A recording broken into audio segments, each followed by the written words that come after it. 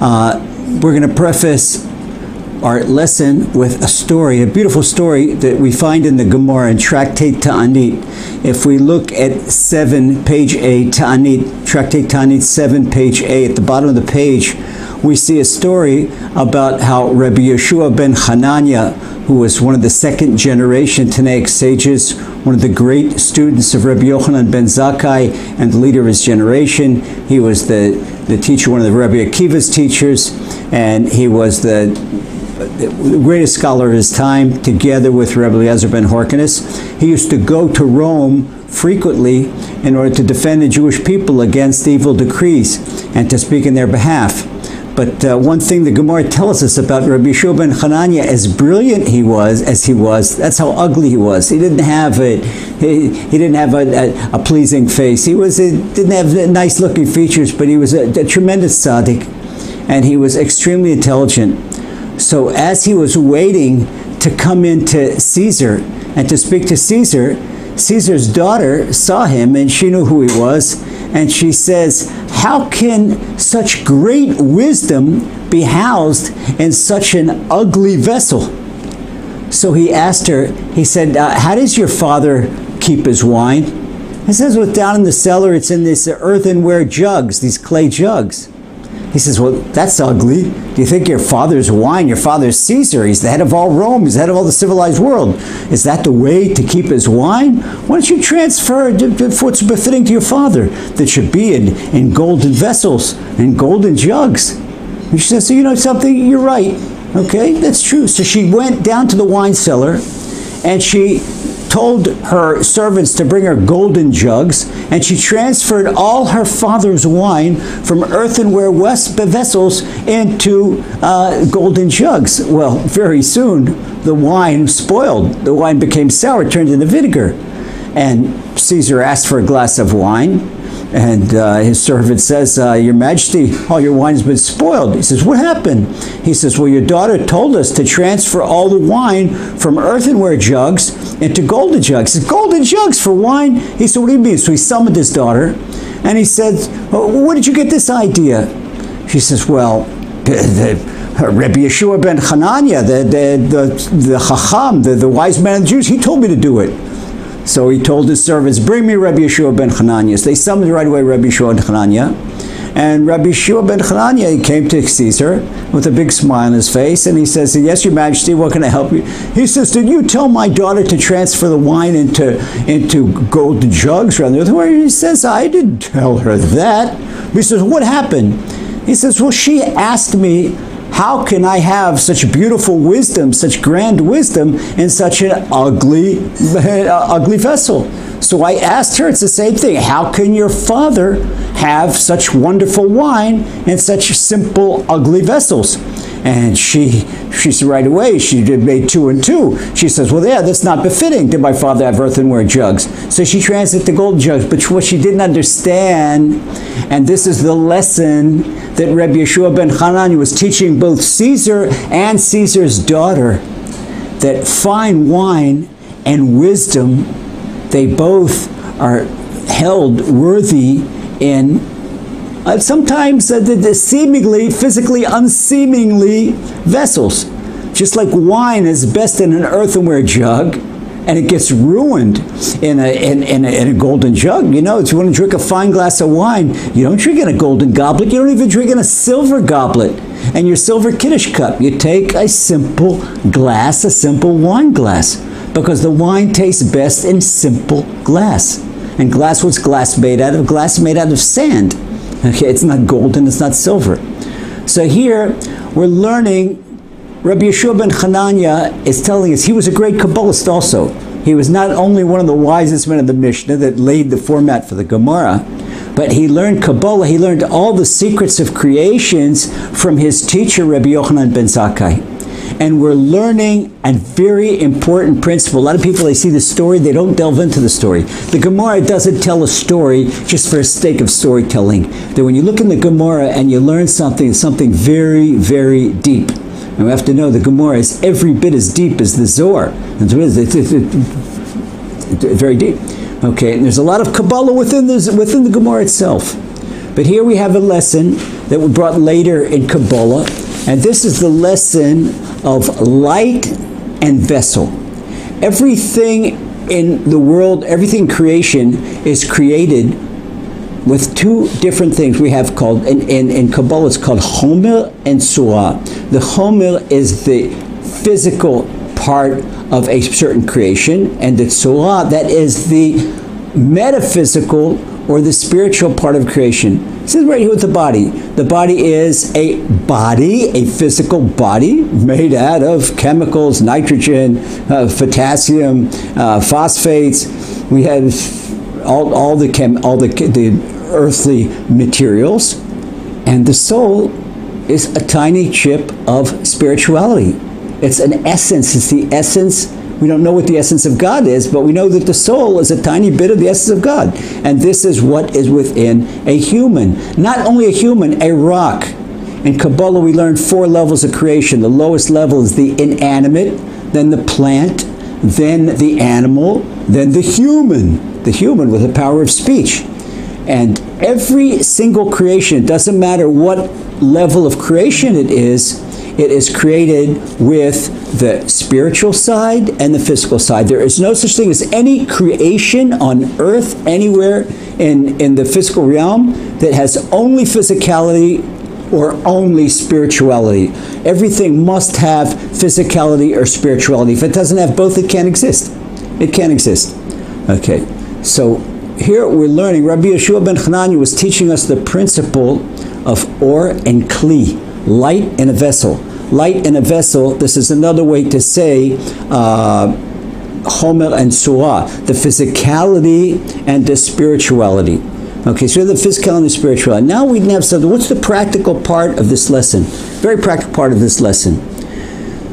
We see that Caesar's daughter made a terrible mistake by looking at the physicality of the vessels rather than learning their purpose, that they have to hold the wine. The wine here is a metaphor for the spirituality. Of course, the vessels are the physicality, but she saw that only things that needed a beautiful vessel. It didn't matter what the light is, but we have to have a light vessel fitting the light. So what is important to Caesar? What's important to him, the vessel or the wine? He cares about the wine. He doesn't care what type of vessel it's in, as long as the wine is preserved the very best. Okay, so Caesar looked at the spirituality. This is what we're supposed to look at. We look at the spirituality. Now, who are you? Are you a body or are you a soul?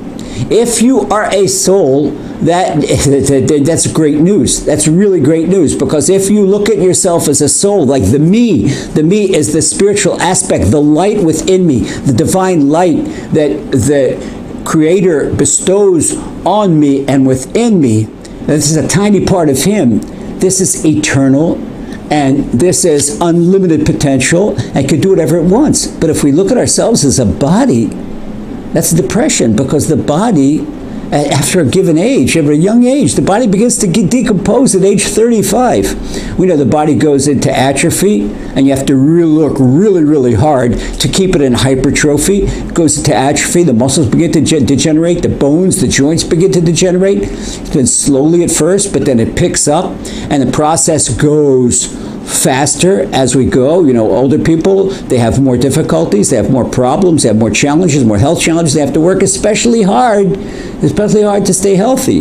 Now, we work hard at maintaining our physical health because, for one reason only, not because we want to build muscle beach bodies or bikini bodies, but we need healthy bodies to house the soul. When the body is not healthy, the soul can't be healthy. But here's the point. When we act like Caesar's daughter, and we look at the vessel only, without regarding the good of the light that goes into the vessel, in other words, we look at the jug rather than looking at the wine, what's good for the wine, we make a big mistake. And this is the mistake that people make in choosing their friends and choosing their soulmates. What nowadays, everything depends on the physical looks, outer looks, how's the person dressed, how's he look, what type of hair do they have. This is a total mistake. And you see, this doesn't succeed because of the divorces. And not only that, the divorces are little by little creeping into the Orthodox community, because the Orthodox community is also falling into this pattern, like they say with the resumes and the pictures, and look. No, when you pick a soulmate, you want a successful soulmate, look for the light. Look at the light. Look for the good heart. Look for the good character traits. Okay, not just look at the body. The body's nothing. And the body, if we look at the body, if we look at a pretty face, if we look at a developed body, we look at a muscular body, okay, this hides. It's nice to have. It certainly is nice to have. Okay, but it's not necessarily good. Sometimes we see people that are especially big weightlifter types. They're dumb. Big weightlifter types that they develop their bodies. They don't develop their personalities. They don't develop their brain. You see, sometimes you can have a person that all she cares about is she cares about her appearance, and she doesn't develop her character traits. She can be very arrogant, and then when she gets older and her good looks leave her, she's left with nothing. And the guy that picks such a woman, he's left with nothing. So we have to look. We look at the two aspects of any given creation, especially in a relationship.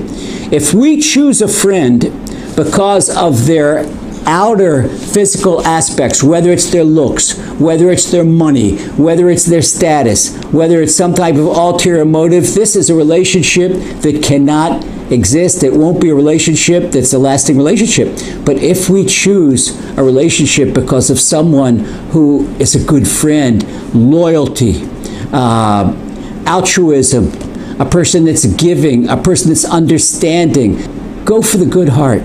Go for the listening ear. This is something that's going to last you forever and ever and ever. A person has nicer features, less nice features. We have an expression, and there's a Hasidic expression, that as long as a guy is a little bit better looking than a chimpanzee, it's okay. So long as he's a God-fearing guy and he's got a good heart and he's got a listening ear, young lady, you're going to be happy with him. And the same thing with you, young man. If you're looking for a girl just because of her appearance, after the second child, the appearance might not be there, okay?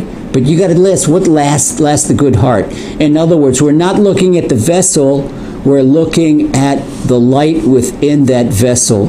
And this is the lesson, the practical lesson Kabbalah. This is what we learn in the Gemara in Tractate Taanis 7a. And this is what we learn in Kabbalah when we learn the lesson of light and vessel. That every creation has a light within it, the light within, in the case of a human being, the light within us, that's our soul, and the vessel is the body. But the person, the real you, it's not your body, because your body decomposes, your body here, but your soul, it's here forever and ever because it's a tiny part of the Almighty. All right, so this is what we got to look for. The real you is your soul. And so when we want to improve ourselves, and we're going to get better, it's not, you don't go to the gym. We don't go to the gym to improve ourselves. We go to the gym, what for? We go to the gym to strengthen our body as our bodies house the soul. This we have to understand. What we're doing, why we're working out, and why we're eating well. We're not eating well because something is tasty to us or we like it. And that's why we don't go after running after restaurants and whatnot, because we don't make a whole culture and an end game from the physicality. Because all our physicality is to keep our healthy soul. The vessel must be subservient to the light. And this is the principle we learn in practical Kabbalah. Okay, so if you want to really improve your life, you nurture the light. How do we nurture light? We work on our character.